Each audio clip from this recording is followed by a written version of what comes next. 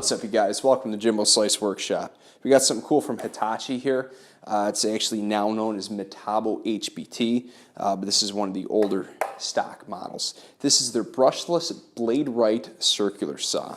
That's right, blade right. Most saws on the market with the 6.5-inch blade are actually left-hand blade. This is a blade right. Model on this is C18DBALP4. Pretty cool. Pretty compact saw. It's not real big, but it achieves a cut depth similar to a lot of 7 1/4-inch saws at 2 in 1930 Not bad. You'll notice a blue blade on here. This is actually a Norsk sock-tooth blade. It's a pretty good blade for the most part. You get a little bit more feedback than some of the other blades. It's not as smooth, but it's a very durable blade.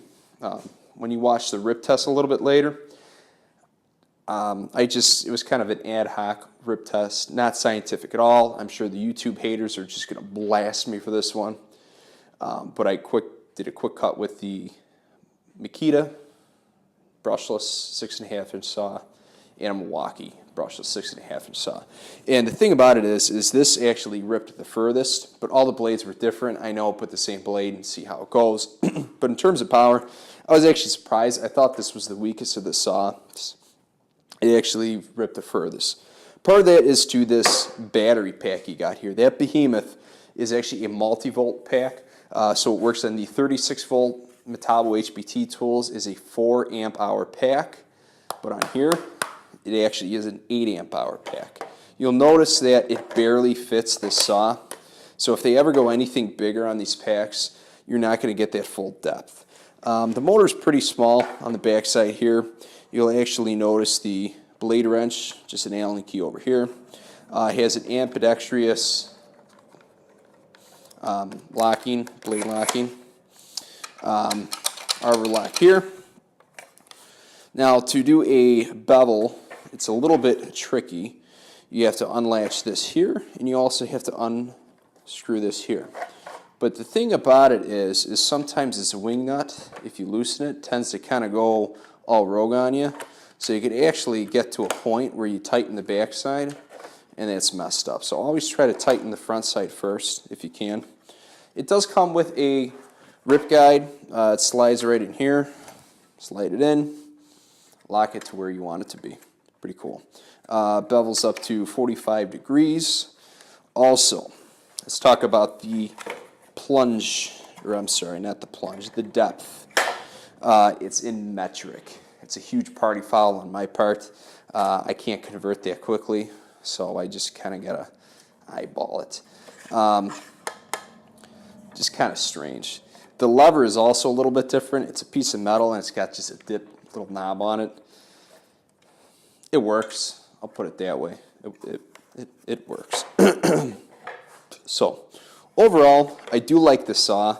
It is a plastic blade guard right down here. A little bit chintzy in my opinion, but it's a sleek looking tool. A cool feature about this, it's called silent mode. So you hit this button here, that LED lights up blue, and it's actually going to drop the RPMs of the saw. So we're in silent mode. Okay, so we come out of silent mode. You can hear that RPM difference right there. So again, it's a little bit of a novelty thing. If you followed me on Instagram, I kind of did a couple comparison tests with it.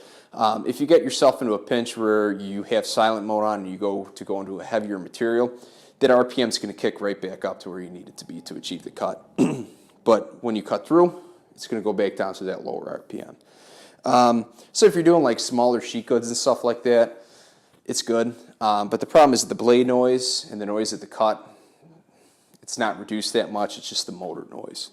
So getting to the nitty gritty of this saw, let's talk about price. $199 for just a bare tool. They do not offer kits as of right now. So to get yourself a battery and a charger, say what, 100, 150 bucks, this puts you at $350. So talking about that, you can get the new Metabo HPT 7 1/4-inch blade right circular saw with a pack and charger, and it's going to be one of these batteries for about the same price. It's right around like $350. I haven't used that tool yet, but I've heard a lot of good things about it. Heard it's pretty powerful. Going to be more powerful than this here. So if you are in the Hitachi or Metabo HPT 18V platform and you're looking for a brushless saw, it's a good option here. But you might want to consider looking into the more powerful 36V. So this is available on Acme Tools for $199, as I mentioned before. A lot of the competition is actually a little bit less than this in price. Usually these saws run anywhere from about $160 to $180. So if you can get over the fact that you got to learn metric, it's not bad. You can also adjust the LED on the front of the tool. You can turn it off, you can turn it on, or you can have it just on tool activation. So pretty cool. So like I said, overall I like the saw. It's pretty compact, pretty comfortable to use, good ergonomics. Power, it's kind of appears that it's not that powerful, but it will actually surprise me on the rip cut test.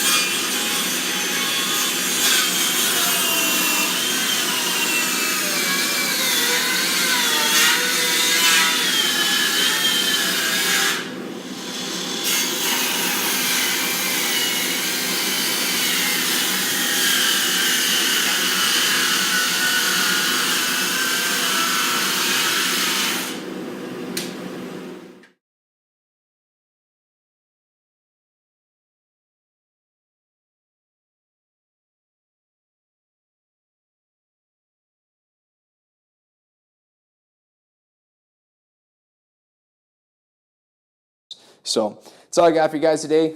Check it out at Acme Tools. They did provide this tool for review and to kick some sawdust up for you guys. Make sure to follow me on Instagram at Jimbo Slice Workshop.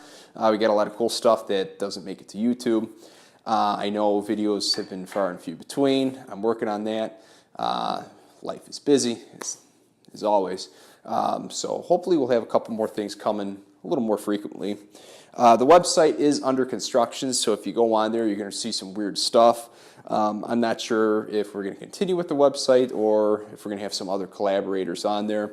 It may not be the Jimbo Slice Workshop anymore, so just keep you guys posted on that. I'm not too sure what's going on with that, but as soon as I do, I'll let you know. So anyways, thanks for watching. Hit like, hit subscribe. Hope you enjoyed this video. Thanks.